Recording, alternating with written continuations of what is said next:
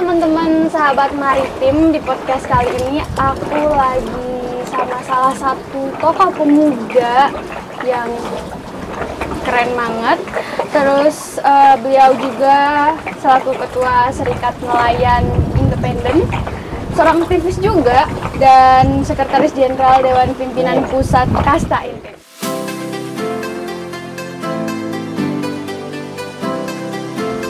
Gimana ini kabarnya, Bang? Alhamdulillah baik. Selama pandemi. Kamu gimana kabar? Alhamdulillah baik, Bang. Selama pandemi apa nih, Bang, kesibukannya? Kesibukan selama pandemi ya di laut, terus mengkoordinir masyarakat pembudidaya. Jadi kita bantu pengiriman hasil budidaya mereka ke Jakarta, dan semoga tahun depan kita sudah bisa mengirim ekspor ke China dan beberapa negara lainnya. Nah, kebetulan aku sama Bang Hasan nih lagi ada di tambak KJA. Ya, tambak KJA-nya. Di sini Keramba. tambak lobster ya, Bang ya. Keramba Jaring Apung. Keramba Jaring Apung. Di sini nih keren banget spotnya, dan alhamdulillah bisa berkesempatan hadir dan duduk bersama dengan Bang Hasan. Nah, Bang, kalau misalnya dilihat nih, kebanyakan di sini emang penduduknya, mata pencariannya nelayan, atau emang mereka nambak udang dan lobster juga? Jadi untuk wilayah dua areal ini antara Kecamatan Keruak dan Jeroaru, ini kan disebut Teluk Jukung. Jadi kebanyakan 80% masyarakatnya adalah masyarakat nelayan. Pekerjaan mereka nelayan, ada yang jadi guru, ada pengusaha, tapi 80% mereka adalah nelayan. Nah, kan nih Bang, dengar kemarin itu aku ke KLU, dan dari pidato Presiden kemarin mau memajukan perekonomian Indonesia melalui jalur maritim gitu. Dari ekonomi biru yang kemarin tuh Bang sebutin. Dan di KLU kemarin tuh sempet nih ada lahan yang kepengen dijadiin tambak udang besar-besaran gitu kan ya. Terus masyarakatnya nolak. Nah, kalau misalnya di sini nih Bang, gimana? Ada wacana pemerintah mau bikin tambak udang? Oke. Tambak udang dan KJA itu berbeda. Tambak udang itu di darat. Ya. Jadi perlu kajian, telaah, analisa bahwa dampak lingkungannya seperti apa tambak udang. Kalau keramba jaring apung itu di laut. Nah, kalau pemahaman tentang ekonomi biru adalah bagaimana kita memanfaatkan laut sebaik mungkin. Karena darat kita jauh lebih kecil daripada laut kita, itu yang pertama. Yang kedua, masyarakat kita gengsi hari ini menjadi nelayan. Mereka lebih senang menjadi honorer, padahal gaji mereka, mohon maaf, per 3 bulan mereka terima 1 juta kadang, tapi kalau jadi nelayan per hari bisa kok terima 1 juta. Gitu ya Bang. Memangnya stigma nelayan itu masih gimana nih Bang citranya di masyarakat? Sampai pemuda sekarang tuh kayak lebih milih jadi aku maunya besok jadi TNI, Polri, dokter. Kalau citra tentang nelayan itu sebenarnya itu kalau berbicara nelayan pada tahun 2000 ke bawah, memang iya, masyarakat kita, nelayan kita miskin karena nelayan itu ada 3. Pertama ada bos nelayan, kedua ada nelayan mandiri, ketiga itu ada buruh nelayan. Kalau buruh nelayan tentu mereka berburu. Kalau nelayan mandiri, mereka punya perahu, mereka punya jaring, mereka punya alat, tapi mereka tidak punya karyawan. Tapi kalau nelayan bos itu adalah mereka punya kapal, punya alat, mereka punya karyawan. Tinggal dipilih mau jadi apa. Nah Bang, kan misalkan nih, kita sebagai pemuda nih Bang, oke kita mau terjun ke dunia maritim, pengen punya usaha kayak pertambangan kayak gini, perkerambaan kayak gini, modalnya nih Bang, gimana modal awal kita mau bisnis? Bikin KJA itu murah, bisa pakai bambu. Ini kan yang sudah modern nih, kita pakai yang modern. Kalau yang pakai tradisional itu bisa pakai bambu. Modalnya tidak terlalu banyak, tergantung berapa jumlah KJA yang mau dibuat. Nah, bambu itu bisa bertahan sampai 15 sampai bahkan 20 tahun bambu di laut. Nah, terus kalau bibit bisa kerjasama, nanti minta program di DKP kabupaten, itu ada. Tinggal sinergitas antara masyarakat dan pemerintah. Cuma yang kadang membuat saya agak sedih sih, artinya masyarakat belum memaksimalkan laut, bahwa mereka belum menggali potensi laut bahwa begitu besar, yang akhirnya mereka terus bersaing di darat, padahal di darat itu sudah tidak ada apa-apa. Apakah faktor masyarakat yang seperti itu karena latar belakang mereka mungkin Bang? Karena nggak tahu nih apa aja sih sebenarnya yang bisa kita budidayakan atau kita manfaatkan dari laut gitu. Apakah peran pemerintah di sini dibutuhkan, mungkin mensosialisasikan gitu seberapa kayanya sih lautan kita untuk dijadikan sumber mata pencaharian gitu. Kalau sosialisasi sebenarnya tidak, ya itu penting juga, cuman kita tidak perlu terpaku kepada sosialisasi pemerintah. Artinya kita harus melek terbuka bahwa potensi kita memang banyak di laut. Contoh misalkan kita buat kerupuk dari cangkang kepiting. Cangkang ini kan sampah, dia tidak dimanfaatkan, itu bisa jadi kerupuk dan rasanya kayak kepiting. Nah, kita dan kawan-kawan masyarakat di selatan udah membuat itu, dan alhamdulillah udah kita kirim ke Jakarta, Surabaya, Malang, dan kota-kota besar. Kedua, banyak ikan, itu bisa kita bikin abon dan lain sebagainya.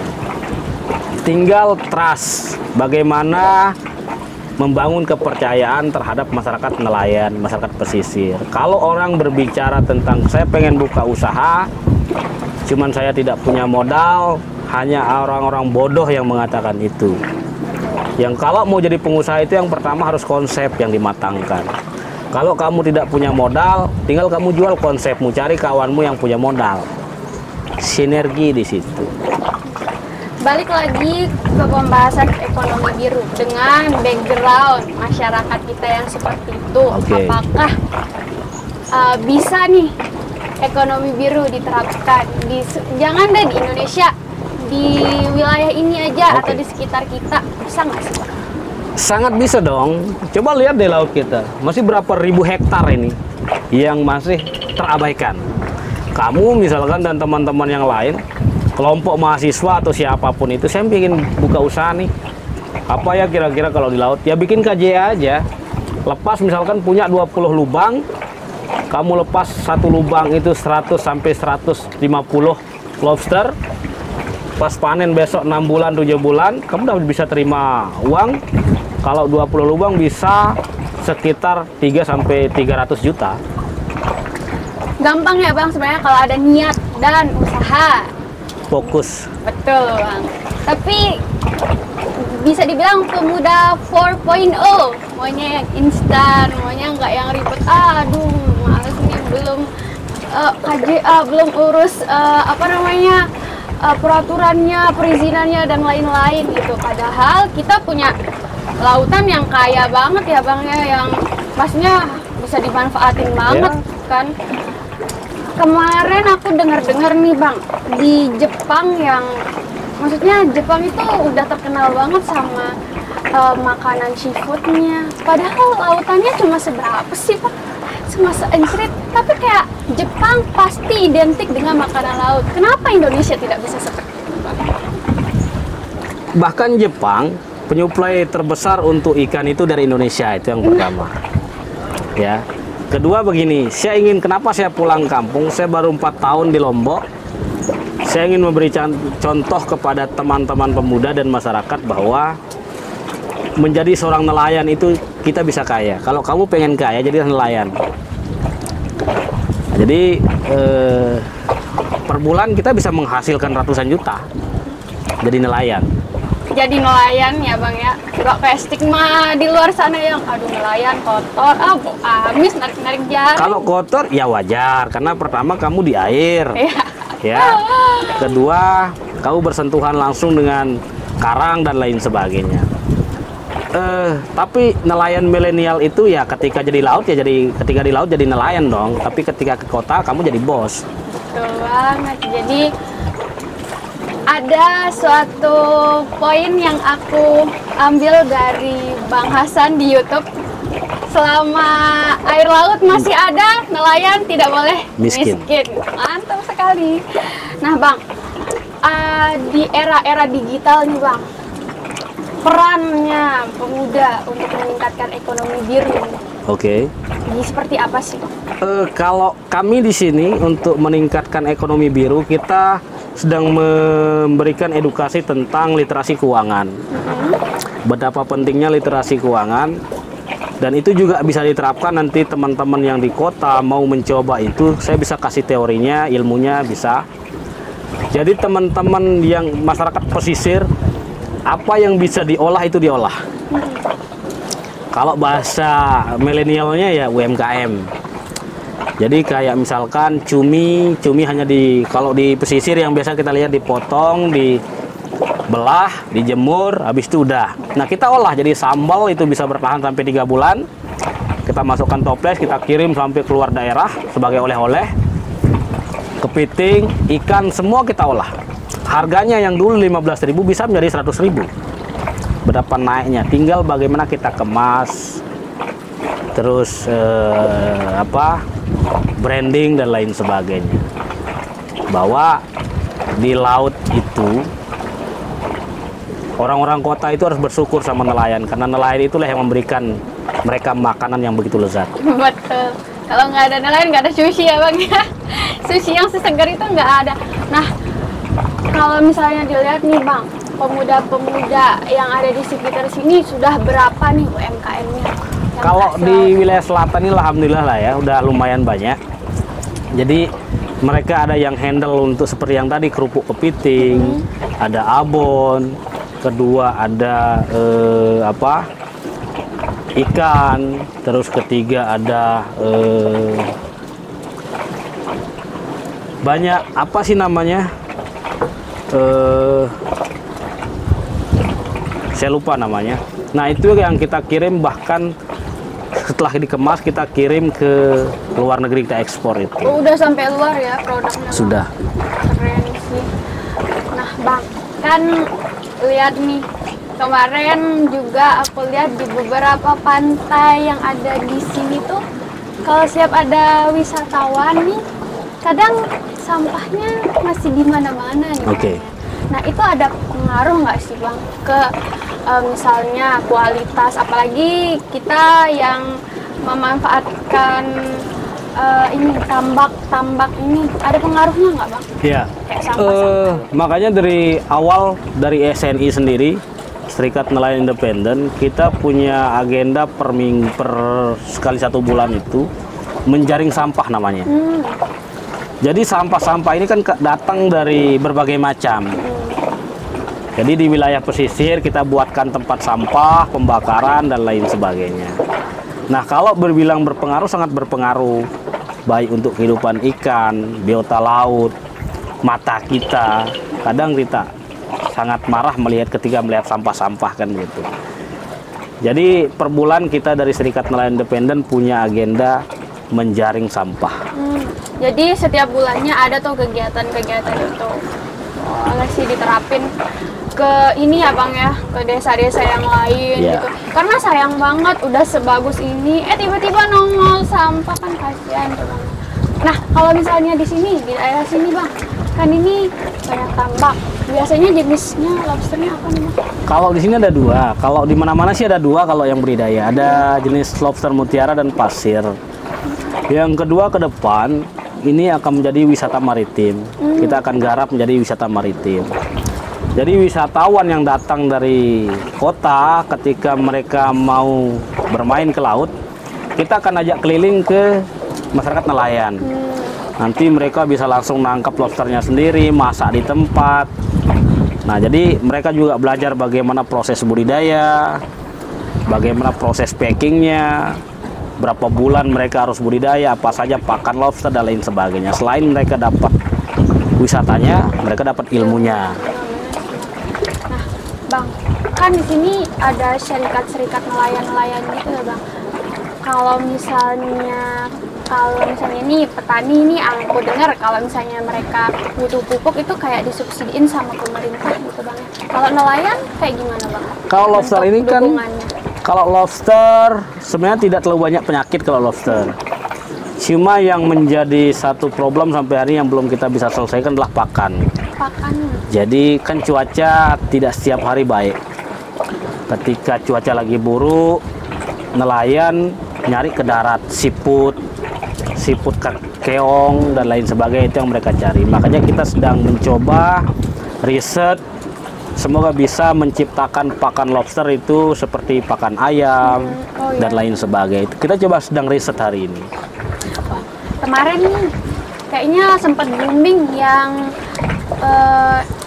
impor bibit lobster itu Bang. Gimana nih Bang dari kacamatanya Bang? Kalau saya mendukung, 100% mendukung ekspor pengiriman benur.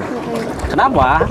Kalau dulu sebelum ini ditutup, sebelum Menteri Edi ditangkap ya, anak-anak SD kelas 6 SD itu sudah bisa menghasilkan uang 500.000 per hari. Per hari anak SD? Anak SD.